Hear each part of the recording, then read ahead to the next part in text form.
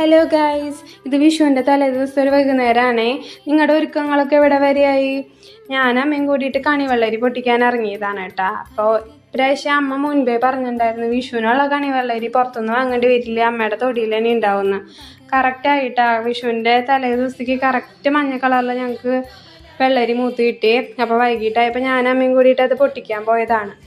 നല്ല കണി വെക്കാൻ പാകത്തിന് ചെറിയ മഞ്ഞ കളറിൽ തന്നെ ഞങ്ങൾക്ക് ഉണ്ടായിട്ടുണ്ട്. അമ്മ 2 പൊട്ടിച്ചെടുക്കുന്നുണ്ട്. ഒരെണ്ണം കണി വെക്കാനും പിന്നെ കറി വെക്കാനും എടുക്കാമല്ലോ. അപ്പോൾ സ്വന്തമായിട്ട് വെള്ളരി ഉണ്ടാക്കിയതിൻ്റെ ഒരു സന്തോഷം അമ്മയുടെ മുഖത്തുണ്ട്. അപ്പോൾ അപ്പുറത്ത് കുറച്ച് വെണ്ടക്കായ മൂത്ത് നിൽക്കുന്നത് പൊട്ടിച്ചെടുക്കണം അമ്മ. അപ്പോൾ തന്നെ ഞാൻ സൈഡിൽ വെള്ളരി എന്തായി നോക്കാൻ പോയതാണ്. 2-3 ദിവസമായിട്ട് ഇത് നോക്കി വെച്ചിരുന്നതാണ്, എപ്പോൾ പൊട്ടുന്നു. കറക്റ്റ് ഇന്ന് നല്ല വെയിലായ കാരണം അത് പൊട്ടിയതിന് ശേഷമാണ് ഞങ്ങൾ കണ്ടത്.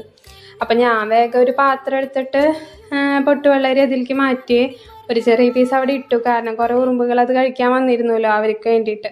അപ്പോൾ ഇന്നത്തെ വീഡിയോ എത്രയേ ഉള്ളൂ. എല്ലാവരും ലൈക്ക് ചെയ്യണേ, സബ്സ്ക്രൈബും ചെയ്യണേ.